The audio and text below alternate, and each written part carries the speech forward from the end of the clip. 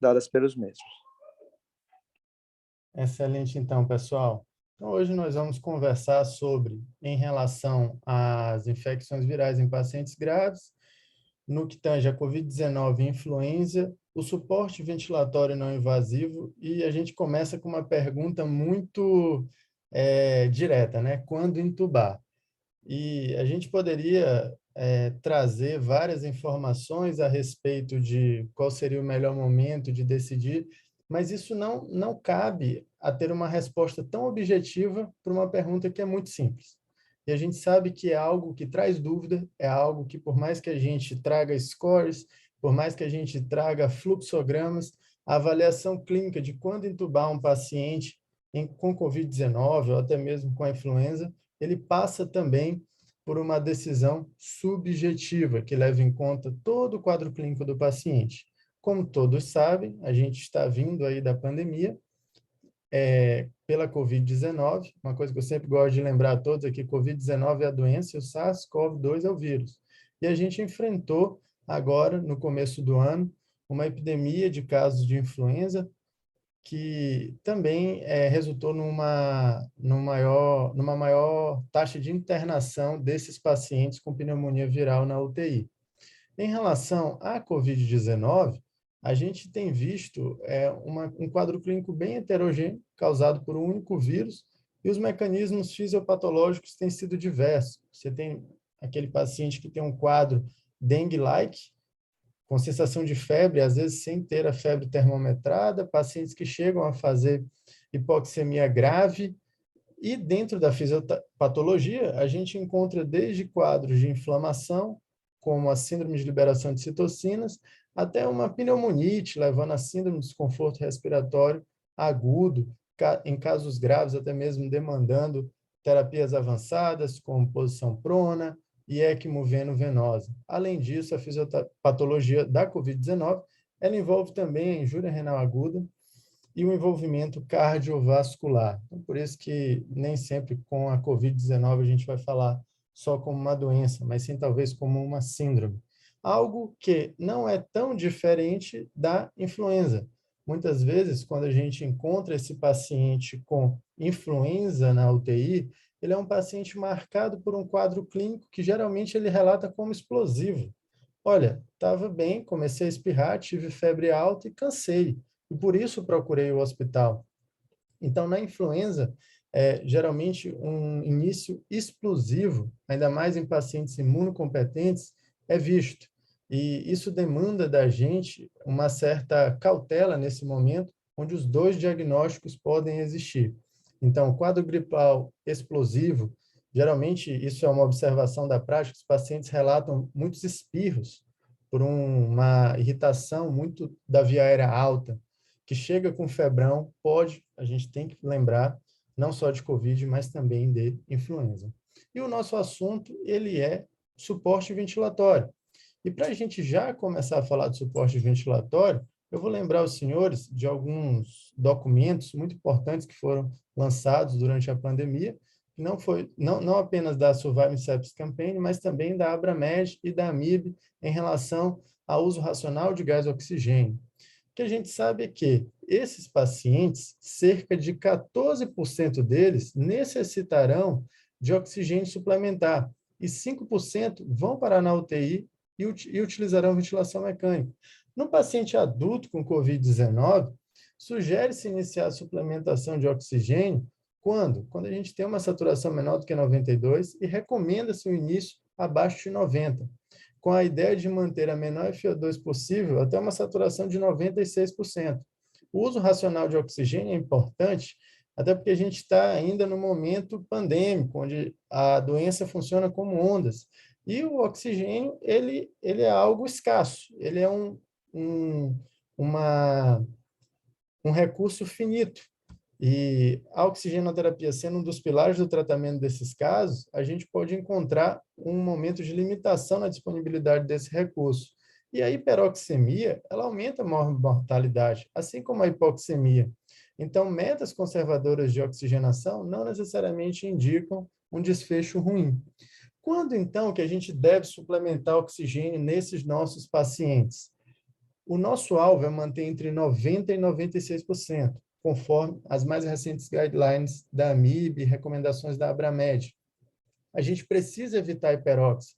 E todos vocês já estão acostumados, nessas síndromes gripais, nessas infecções virais, ao cateter nasal do tipo óculos e a máscara concentradora. O cateter nasal do tipo óculos, ele vai até 5 litros por minuto, ou 6, mas acima disso ele já promove um incômodo muito grande a nível de narina do paciente. E a máscara concentradora, ela consegue chegar até uma FO2 estimada ali de 90% a 100% virtualmente, quando você ajusta a 12 a 15 litros o fluxo de O2. O detalhe da máscara concentradora é que ela é chamada de máscara não reinalante porque ela é dotada de duas válvulas, três válvulas, na verdade, uma que fica conectada ao reservatório e outras duas que ficam aqui em cima. E elas têm o objetivo de quê? Quando o paciente inspira, essas duas para o ambiente fecham e a do reservatório abre. Ou seja, o paciente inspira apenas o oxigênio enriquecido do reservatório. Quando ele expira, o que acontece? Essa válvula do reservatório fecha, impedindo que ele reinale o ar, e as válvulas do ambiente abrem para que o ar exalado pelo paciente saia. Então, é errado a gente colocar o quê? O esparadrapo, né? Como a gente viu em vários momentos. Você quer um sistema de válvulas, se você colocar o esparadrapo, você vai permitir a reinalação do paciente. A prona espontânea também tem sido utilizada nesses casos. Nós não temos ainda uma evidência que, de fato, coloque a prona espontânea como uma terapia padrão para todos esses pacientes, mas o que nós temos é uma evidência prática de que, por vezes, pronar esses pacientes ali ainda com máscara concentradora ou já com suporte ventilatório invasivo, você nota ali uma diferença na saturação do paciente. É aquele paciente que está com a concentradora com 12 litros por minuto, saturando 88, você pede para ele fazer a prona espontânea, quando ele não está tão taquispneico, tolera aquela posição, e ele tem um acréscimo ali espontâneo da saturação. Então, a prona é algo que pode ajudar. Só que nem sempre vai ser possível manter essa estratégia da oxigenação ou da prona espontânea. Você vai ter, de repente, um paciente que está utilizando tudo isso, já foi para a máscara concentradora e ele ainda está hipoxêmico, tem frequência respiratória acima de 28, começa a reter CO2 na gaso e está usando musculatura acessória. Quais são os próximos passos, pessoal? E aí, a gente intuba esse paciente ou não? A grande pergunta é: quando intubar esse paciente que está em suporte de oxigenação ou ainda com suporte ventilatório não invasivo? É a pergunta de $1 milhão. E a gente sabe que existe o que ficou muito popular com a COVID, a lesão pulmonar autoinfligida pelo próprio esforço respiratório do paciente. Então, o nosso objetivo é tentar evitar que ele chegue nessa fase de promover tanta lesão autoinduzida por uma dinâmica ventilatória inadequada, originada por conta da hipoxemia da síndrome viral. Então, os próximos passos, eles podem ser cateter nasal de alto fluxo, ventilação não invasiva ou intubação endotraqueal. A grande pergunta é: vale a pena vale a pena tentar a estratégia ventilatória não invasiva nesses pacientes quando eles não têm a indicação absoluta de intubação endotraqueal? Vamos olhar esse algoritmo aqui que foi elaborado pela Sociedade Europeia. Quando você tem um paciente com síndrome viral e hipoxemia, e isso aplica-se também à influenza, se ele não tiver uma indicação sine qua non de intubação endotraqueal, não é um paciente em uso de musculatura acessória, tiragem intercostal, Glasgow abaixo de 8 ou em parada cardiorrespiratória, você vai perguntar, ele tolera oxigênio suplementar? O que a gente tem disponível, pessoal? A gente tem o cateter nasal tipo óculos e a máscara concentradora. E eu estou colocando aqui 2 dispositivos. Se você me falar, Felipe, eu quero usar a Venturi, pode também, mas a gente está colocando os 2 mais populares. Se esse paciente ele consegue tolerar o oxigênio suplementar, beleza, monitore sinais de piora. Lembre do alvo ali entre 92 e 96. E se ele piorar, não atrasa a intubação. Peraí, então, ele tem indicação de intubação endotraqueal? Não. Se ele não tem novamente uma indicação clara de intubação endotraqueal, mas ele continua piorando a oxigenação com O2 suplementar, você pode considerar uma tentativa com a estratégia ventilatória não invasiva. Só que por não mais que 30 a 60 minutos. É para colocar a estratégia ventilatória não invasiva ao lado do paciente e decidir, ainda ali no plantão, se esse paciente merece ou não ficar nessa estratégia ventilatória não invasiva. Nesse momento, onde você começa a perceber que ele está ficando refratário apenas à suplementação de oxigênio, talvez seja o momento onde você pode, por exemplo, lançar a mão da prona espontânea, se ele não tiver uma indicação clara de intubação endotraqueal. Só que aí a pergunta é, Felipe, vale a pena dar o crédito ou não ao suporte ventilatório não invasivo?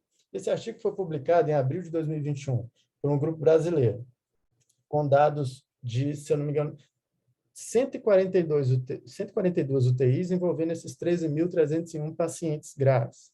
O que se observou ao longo de 8 meses de pandemia, desde o seu início, ao longo de 8 meses? Que houve uma maior utilização da estratégia não invasiva. A mortalidade intra-hospitalar em 60 dias foi maior nos pacientes que foram submetidos apenas à VM invasiva ou que falharam na não invasiva, quando comparados aos pacientes que receberam apenas o suporte ventilatório não invasivo, ou seja, claramente, quem não intubou morreu menos.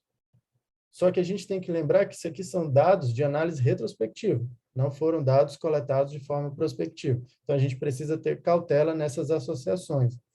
No entanto, outros insights foram retirados desse trabalho, como que as melhores probabilidades de sobrevida estiveram nos pacientes que utilizaram o suporte ventilatório não invasivo como a primeira medida de suporte. Ou seja, colocar o paciente na estratégia não invasiva esteve associado a maior sobrevida numa análise retrospectiva de 13.301 pacientes graves no Brasil, o que confere um peso para essa associação. E, recentemente, em janeiro de 2022, o Grupo Recovery, que já é muito famoso pelos seus estudos na área medicamentosa, ele trouxe para a gente também no estudo que envolveu 1.273 pacientes que o uso do CPAP, da pressão positiva contínua na via aérea, esteve também associado a menor taxa de intubação e menor taxa de mortalidade em relação a oxigenoterapia convencional, vai lá, cateter nasal, máscara de oxigênio. E ele não conseguiu provar isso em relação ao alto fluxo nasal, mas ele coloca para a gente que a comparação entre CPAP e alto fluxo nasal estava ali um pouco prejudicada, porque o estudo terminou de forma precoce e houve muita troca entre os grupos, muito crossover entre os grupos do CPAP e do alto fluxo nasal. Então, isso pode ter deixado essa comparação em relação à superioridade do CPAP e o alto fluxo nasal prejudicada. Mas o que, de fato, ele mostrou foi que a estratégia ventilatória não invasiva aplicada nesses pacientes com o CPAP, que é uma forma de ventilação não invasiva, mostrou uma redução da mortalidade e do risco de intubação traqueal. Vamos falar desse cara aqui, então, rapidamente. O cateter nasal de alto fluxo, para quem não conhece, ele ficou muito popular com a pandemia. Ele é dotado de uma pronga nasal, que tem uns tamanhos específicos, que eu vou já mostrar para vocês. Ele é ligado ao blender de oxigênio, que fica ali na parede, no qual nós vamos colocar ele associado a um circuito de umidificação, porque esse oxigênio, ele é úmido. O oxigênio que sai ali da parede, ele é um oxigênio que ele é frio e seco. Então, isso diretamente no paciente, com uma velocidade, vai provocar lesão. Então, você precisa umidificar, você precisa aquecer. O cateter nasal de alto fluxo, antes mesmo da pandemia, em 2020, esse estudo foi publicado, se eu não me engano, pouco antes da pandemia começar, ele já tinha uma indicação forte, uma recomendação forte para insuficiência respiratória hipoxêmica, insuficiência respiratória aguda hipoxêmica. E isso só se tornou mais claro quando nós começamos a utilizar durante a pandemia pela Covid-19. O requisito básico para uso, pessoal, é ter pronta disponibilidade na unidade para uso imediato, uma equipe treinada na técnica e EPIs para a aerossolização, como a gente já está acostumado. A cânula deve ter um tamanho adequado para as narinas e o paciente deve ser orientado a tentar manter a boca fechada a maior parte do tempo. E o que faz esse catéter ser diferente de um catéter nasal de baixo fluxo é justamente a velocidade com que ele vai colocar o oxigênio na via aérea do paciente. A combinação desse fluxo e de oxigênio enriquecido vai garantir uma maior oxigenação e um maior benefício para o paciente. Quando a gente começa em relação ao passo a passo, isso é muito específico de protocolo para protocolo e de equipes para equipes. Essa aqui é a recomendação da AMIB. Você começar com fluxo de 40, titular o maior valor tolerado, considerando também o conforto e o alívio da dispneia. Inicialmente se titula FO2 entre 90 e 60 e avalia-se a resposta em 30 a 60 minutos. Novamente aquela questão que eu comentei com vocês, 30 a 60 minutos. Colocou a estratégia não invasiva, você tem que logo avaliar a resposta. Por quê? Porque os parâmetros de melhora, pessoal, que vocês vão buscar, aí você entrou porque ele estava dispneico, reduziu a dispneia, ele estava taquipneico, caiu a frequência respiratória, a oxigenação melhorou, a saturação foi para o alvo, houve melhora da gasometria, beleza, então isso ele teve melhora. Em 30 a 60 minutos, você consegue responder isso para o seu paciente. Caso você tenha colocado para alívio de dispneia e melhora da saturação, não melhorou, então ele falhou. Você não pode insistir com aquela terapia, não pode retardar a intubação orotraqueal. Em relação a outros métodos de ventilação não invasiva, temos com a máscara Total Face, que é muito utilizada e é amplamente conhecida por todos os senhores, e o que se popularizou bastante foi o elmo, helmet, como queiram, que também entrou em cenários onde o paciente não tolerava essa interface. Essa interface você consegue fazer 2 horas ali para o teu paciente, não mais do que isso, mas você percebia que o paciente, por exemplo, ele não ficava tão bem no alto fluxo nasal. Aí você pensava, cara, ele melhora muito com a VNI, mas não dá para ficar com isso aqui por mais de 2 horas. Quando eu coloco no alto fluxo, ou seja, eu reduzo a pressão positiva na via aérea, ele piora. E se eu colocá-lo num ambiente de pressão positiva, controlada, sem tanta claustrofobia, talvez como essa máscara, entre o capacete. Então, isso ficou muito claro para a gente na pandemia. Era uma decisão de beira-leito, onde você tinha aquele paciente que não respondia bem ao alto fluxo nasal, na VNI ele melhorava muito, então você falava, ele está precisando de mais pressão, vamos trazer um elmo para ele. Então, quando não indicado de primeira e numa cadeia de dispositivos, ele, pelo menos em algumas UTIs que a gente trabalhou durante esse período, ele entrou com esse raciocínio. Isso que eu estou falando foi um raciocínio muito particular dos protocolos que a gente utilizou. O preceito básico para considerar o uso de VNI é o mesmo que você considerou lá para o alto fluxo nasal. E lembra, reavaliação clínica seriada é regra e aqueles parâmetros de melhora, eles são também parâmetros que você tem que buscar na VNI com outras interfaces, seja Total Face ou seja o Elm Helmet. Então, esse é o nosso fluxo de manejo da insuficiência respiratória secundária, síndrome gripal, digamos assim, e a gente tem que lembrar que tudo isso faz parte de um raciocínio global para você definir qual o melhor momento de intubar o paciente ou não. Existe um ponto adicional que eu vou colocar aqui para vocês, que seria talvez o que a gente tem de mais racional para promover a melhor decisão de intubar ou não um paciente que está no suporte ventilatório não invasivo. Eu queria, para concluir a aula, que já é o último slide, apresentar para vocês o índice ROX. Você pode até me perguntar, Felipe, eu já vi que tem outro, por exemplo, o ACOR, ele também pode ser utilizado, mas pelo tempo, eu tinha que trazer um aqui para vocês. Eu trouxe o que foi mais utilizado pelas nossas equipes. Então, o índice ROX, ele é um índice muito fácil de calcular. Você calcula dividindo a saturação periférica de oxigênio e divide ela pelo FO2 do paciente no momento. Esse resultado você divide pela frequência respiratória. Qual é o grande lance? Eu coloco o suporte ventilatório não invasivo no meu paciente. Beleza, seja lá, olha só o que eu vou falar, seja lá catéter nasal de alto fluxo, a tua VNI, a estratégia ventilatória não invasiva que você escolheu. Avalie a resposta inicial já de cara, primeiros 30 a 60 minutos de terapia. Se ele tiver critério para intubação, intuba, ele não respondeu, não tem por que insistir. Se esse paciente passou essa primeira fase dos 30 a 60 minutos, agora eu caio na avaliação clínica seriada e o ROX pode me ajudar. Aí você pode falar, Felipe, mas o ROX ele foi validado antes para pacientes que estavam usando catéter nasal de alto fluxo. Beleza, só que a gente extrapolou para outros pacientes também durante a pandemia e ajudou muito na decisão objetiva. Como vocês podem observar, o ROX ele preconiza um acompanhamento nas primeiras 12 horas do paciente, onde a cada momento, 2, 6 e 12 horas, eu terei um corte para tomar decisões. Por exemplo, nas primeiras 2 horas, se o meu ROX já for abaixo de 2,85, eu já tenho que considerar entubá-lo.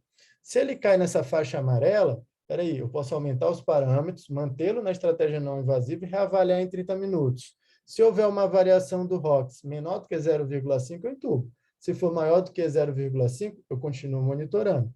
E assim, esse raciocínio vai ser aplicado para cada momento do ROX. E o ROX chega para te ajudar. Ele é um dado complementar. Ele não é um dado que vai te cegar. Ele chega para ser algo objetivo dentro de uma avaliação clínica global. Então, resumindo o que a gente discutiu nesses 20 minutos. A estratégia ventilatória não invasiva, ela é interessante para COVID-19, que é a maior evidência, e a gente está cada vez mais incorporando isso para outras síndromes virais.